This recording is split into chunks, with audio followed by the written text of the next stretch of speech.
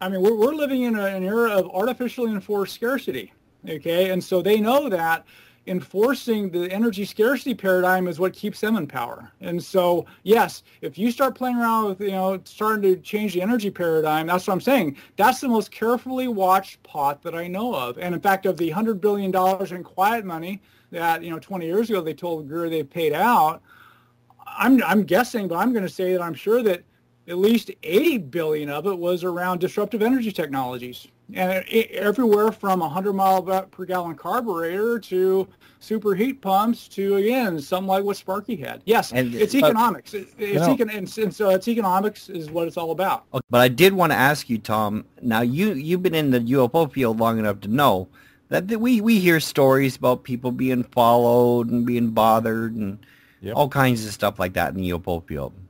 Mm-hmm. I'll say I don't believe about 80% of it. That's wise. Well, it's just the UFO field's a great field to be in, but there's all kinds of room for you actually imagination. You actually may be underestimating the percentage. But Tom, with you being so many years for being the director of MUFON, you've run into situations where you hear this. You hear that people are being followed and there's all kinds of stuff going on. You hear it all the time, and I mean, in the UFO field is just full of that. And unfortunately, I've never come across anything that had any merit to warrant such a thing. The thing is that no matter what in the UFO field right now, whether you were whether you saw something unusual, whether you had an abduction, whether you were visited by men in black or whatever the story might be, very seldom that has any impact on general life, for that matter, and whether anybody's going to believe your story, it's even worse. So really, why would they be chasing you and trying to quiet you down for something that nobody's going to believe you anyways? Right. And that's specifically the UFO field. Now, Tom, we will put a caveat here saying that this is not always the case. I've seen some really weird things in the UFO field. You've had some really, really unusual cases that you just can't answer. The thing is, though, at the end of the day, Tom can just go, I don't know, weird stuff happened. I can't explain that stuff. But he's not holding an alien in his closet and saying, opening the door and going, look, taking pictures. Yes. But it's no doubt we've run into weird things that we couldn't explain. No doubt about it. Well, I mean, this whole world is full of weird stuff, and I agree. And no matter what, denial that you may have from skeptics and scientists and whatever name you want to use for them, there's plenty of unusual circumstances that occur almost every day out there that we can't really explain because we have very little knowledge of our world that we live around us, right? So, but nonetheless, this particular field of the free energy, I found it particularly interesting over the years because even though I'm not into it in the sense that the way you've worked over the years, but I keep an eye on things, on the things that come out or people claims and so on and so forth. I remember back in the late 70s, there was a couple of guys that came with an invention that you would put between your carburetor and your gas filter area there, and it would create like an ionized where the gasoline was passing. It would ionize the gasoline. So in other words, it would burn cleaner, right? Yep. And it wouldn't like because nowadays the cars are better, but back in those days, half of the gasoline will probably you're shooting it out your pipe, right?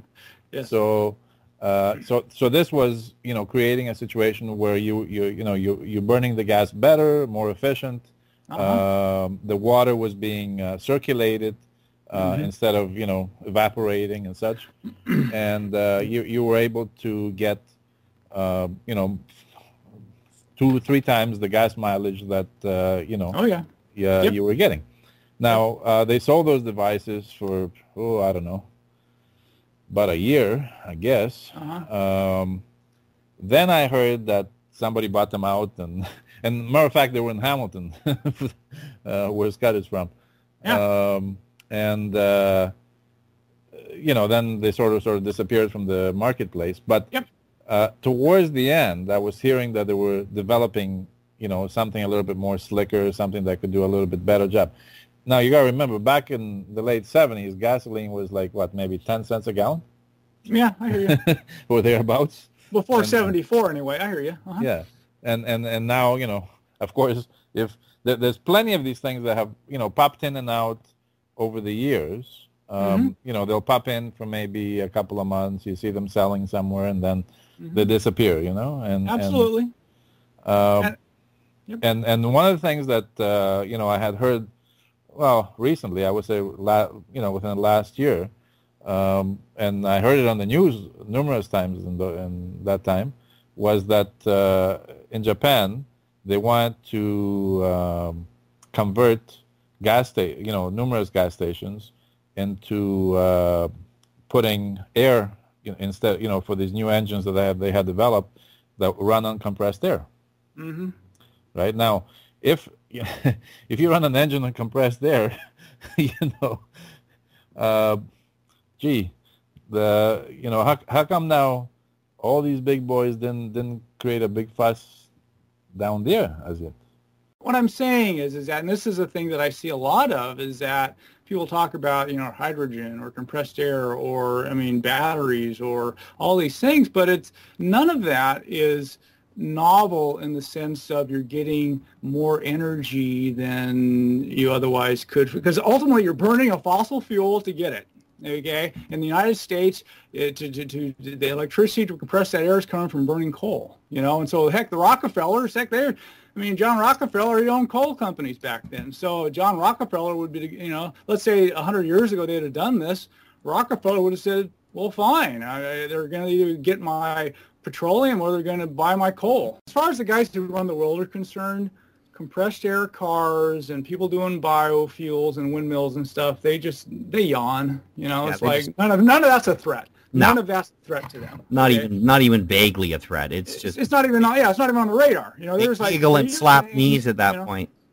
Yeah, in fact, that's the thing where, you know, about a year ago, and you don't see this very often, but about a year ago, Bill, you know, I ran into Bill Gates at the movie theater here about a year ago to watch Avatar, and, you know, he just, you know, nobody recognized him. He's in the popcorn line ahead of me, and nobody recognized the guy. About a week later, he wrote an article. In fact, he started actually still sort of campaigning on this, pretty much, you know, one of the few sane voices out there, at least describing the problem, and he's saying, hey, all this biofuels and windmills and all that stuff, he goes, none of that's going to save us. You know, we got to come up with something radically different in, you know, we got to find a radical new way of getting energy. And when I heard that, I'm going, wow, that's pretty astute. Now, on the public scene, you pretty much don't see that. At the same time, I think, and I don't follow it that much, but Gates then, you know, his suggestions of how to do that was kind of the usual suspects of some of that stuff. So it really wasn't, in the end, it wasn't really very radical. However, you know, the perception that, you know, all these so-called solutions that are being bandied about aren't, that was perceptive of him. And so I gave him a point for that. But well, if you want eventually to get the rest of the muggles out there on the planet, because this stuff has to eventually come out, you would want to, you want to sort of lead the conversation. You don't want anybody who's a rogue leading the conversation and putting the information out there. Therefore, you use someone like, a complete patsy like Bill Gates. That's yeah, I hear you're saying it's possible. And however, though, and this is... If you don't think he's part of the club... Well, you know what? He's not. The guys who really run the world, you never heard of them. That's true. That's true. Okay, I would agree with that. Yeah, I mean, Bill Gates, he's just a boy with his toys as far as they're concerned. As long as he's playing vaccinations and this kind of stuff, they know the game. They know that he's not a threat. Okay, but anyway, what I was going to say about that though is that, how to say it, the free energy genie, they know, the people who run the world, because again, like Sparky Sweet stuff, if that genie ever got out of the bottle, they're never going to be able to put it back in. And so I said that is the most carefully watched bottle that is on the planet, and it's been that way for a long time. And so, and in fact, they don't have to micromanage this thing. Okay, so yeah, they can. So when you tap into the 0 point field, they can detect it. You know, so they can detect when you're on the 0 point field. And in fact, I get this pretty regularly. People wondering how they can shield it from detection and stuff, and it's like, you can't run under their radar. Don't even, you know, when people think they can, I just, you can't, you know, you can't run under the radar. And so don't even think about it. In fact, trying to play the secrecy game and we're going to sneak up on them, I mean, you already defeated yourself when you actually start trying to play that game. And the thing is that you can't sneak past them. And but they do know that if they ever let this stuff out, they would not be able to control it for very long. And, and they know. And so that's why it's such a, again, of that $100 billion in quiet money, I've never heard of those kind of numbers being thrown around for anything else on the planet for keeping the lid on stuff. I mean, in alternative medicine, they just wipe you out. You know, I mean, again, only in the energy field will they actually dangle big carrots, you know, before they get out the big sticks, you know, and it's because that they know that it is the ball game. If they let that genie out of the bottle, it's game over for their world domination paradigm. I mean, they won't be able to play any longer. And so, anyway, it's economics. I mean, that's at the level they play at. The game is power. Okay. However, the way that they maintain their power is economically, and as long as they have the hand over the lever of the global economy, which is rooted in energy, then you know they control things. And so that's the game that's being played. And again, I've been there. I played at the level. In fact, you brought up an interesting question earlier about, you know, the UFO people and surveillance, etc.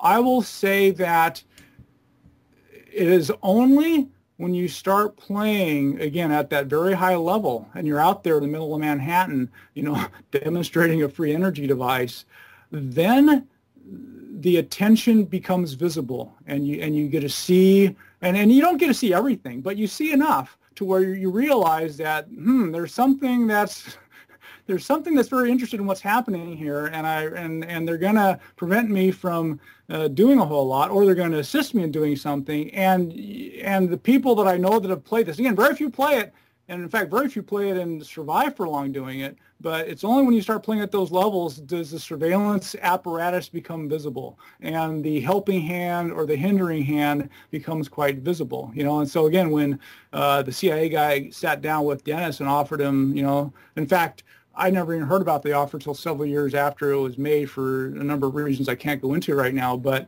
I mean, they basically told, and again, I've heard Greer say this several years later. They said, hey, here's the deal. We'll put a 1 on the check. You put the zeros on the check, you know. And in fact, Dennis made a counter offer, and he said, you know, that sounds like an interesting offer. You put the 1 on, I'll put the zeros on, and it goes back into your pocket, and that's earmarked for bringing free energy out to the world. And the CIA guy, I think, choked on his soup at that moment, and he said he couldn't accept that counter offer. But he'd have to go back to his superiors and talk it over. Well, that was the last time they made that offer. And then I think he knew the officer, the CIA guy, knew the answer before he said he had to go back and talk to anybody. Yeah, exactly. In fact, the CIA guy swung by. In fact, Dennis met him in Chicago, and the guy came out to Ventura a couple weeks later just to kind of say hi. And so they had dinner, and the guy never brought up the offer. And in fact, again, a couple weeks later, Dennis is in jail with $1 million bail, and Dennis has written that he thinks that was their answer, was the jail with $1 million bail. And I don't doubt it. Counter offer, yeah. Yeah, that was their final offer, let's say. And but anyway, so our final offer is you go to jail. Yes, exactly. And so, and we can make it up as we go. And that was kind of my awakening as I saw kangaroo court in action.